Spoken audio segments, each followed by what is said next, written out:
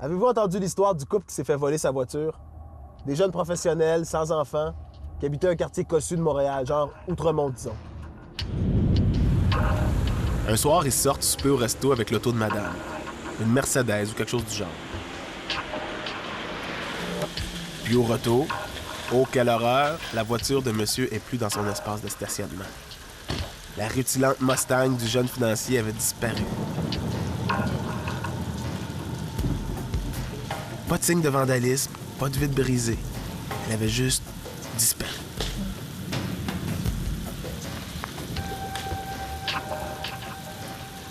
Évidemment que la police est venue, que le vol a été signalé. Vous savez, des voitures volées, on les retrouve presque jamais, dit le policier. Déprimé mais résolu, le couple décide d'en faire son deuil. Il y a des assurances pour ça. Ils régleront tout ça demain matin. En attendant, ils se couchent. Pour découvrir le lendemain matin la belle Mustang de retour dans l'entrée de stationnement. Elle avait même été lavée. Elle était plus spectaculaire que jamais. Le gars se met à l'examiner de près, à la recherche de la moindre égratignure.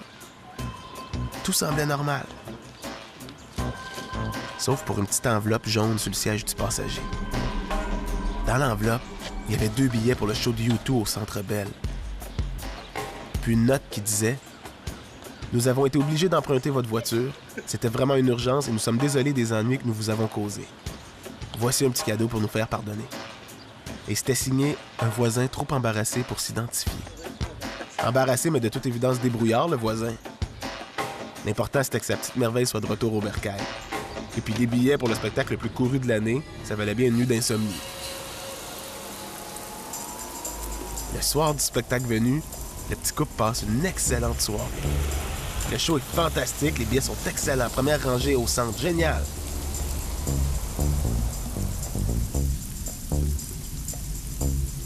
Mais la soirée n'a pas été parfaite du début à la fin.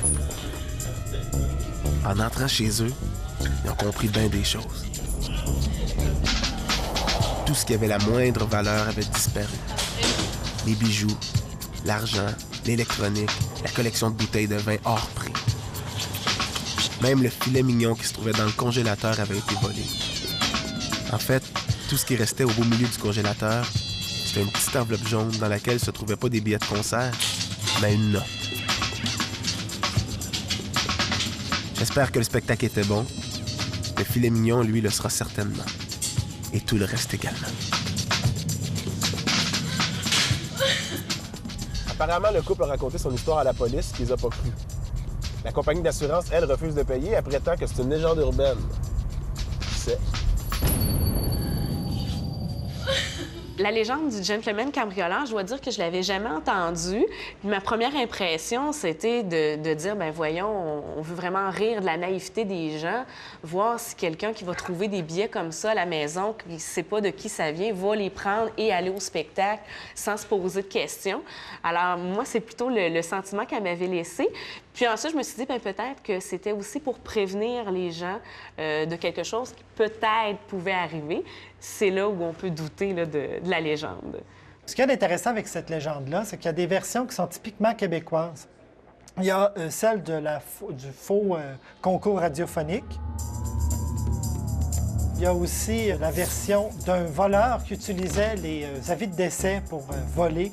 Ce qu'il faisait, c'est, je connais pas ses critères, là, mais il regardait les avis de décès, se cherchait une famille, se rendait à l'exposition, se faisait ami avec la famille, tentait de se dénicher une famille qui avait de l'air plus aisée, ou une personne qui avait de l'air plus aisée. En parlant avec, disait que c'était une connaissance vague du défunt.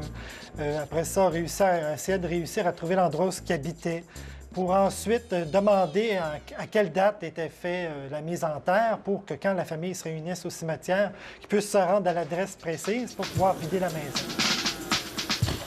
La légende du gentleman cambrioleur est parfaitement plausible, surtout qu'aujourd'hui, d'une part, il est possible d'ouvrir avec certains instruments, tout le moins, d'ouvrir les portières ou encore le coffre d'un véhicule. Et c'est d'autant plus facile si vous connaissez déjà vos victimes. Mais normalement, un voleur, surtout un voleur qui est professionnel, va avoir des techniques pour rentrer dans une maison, sortir d'une maison en 5 minutes. Ce qu'il va faire normalement, c'est qu'il va vérifier les allées et venues de la famille, connaître quand ils sont là, quand ils sont pas là. Puis une fois qu'il est sûr de son coup, ben il va faire son truc en 10 minutes. Dans le fond, ici, on est devant la ruse, au fond. Ce cambrioleur est doublement rusé puisqu'il réussit, au fond, à usurper ce couple de 2 façons. Ça, si on réfléchit un peu, premièrement, on voit que là, ça devient du cinéma parce que ça prendrait des voleurs vraiment, pas tordus, mais vraiment trop poétiques, trop raffinés.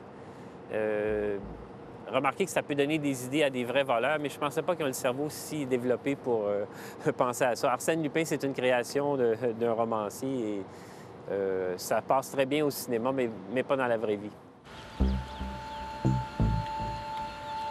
Vous ne verrez pas de voleurs qui vont se donner la peine de monter un scénario aussi compliqué pour aller voler quelqu'un. On pourrait retirer la morale suivante, c'est qu'il faut se méfier. Il faut se méfier de la générosité des gens qu'on ne connaît pas, des étrangers qui, même s'ils ont voulu bien faire, en situation d'urgence, ont volé la voiture et qui avaient des bonnes intentions, il faut se méfier de leur générosité. Il n'y a pas de cadeau comme ça qui nous tombe du ciel. Il y a aussi une autre version qui a eu cours dans les années 80 où on disait que les personnes qui installaient le câble volaient. Donc, l'installateur du câble rentrait chez vous, regardait votre système audio-vidéo.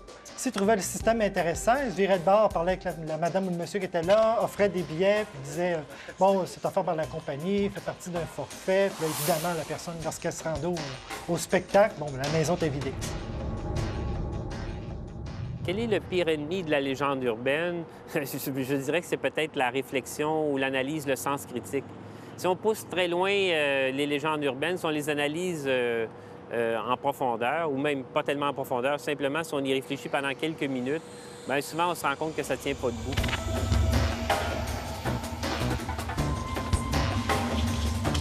Il y a des légendes là, qui sont vraiment tirées par les cheveux. Le gentleman cambrioleur est le type de voleur qu'on souhaiterait tous avoir. Mais parce qu'il est plus sympathique que les autres.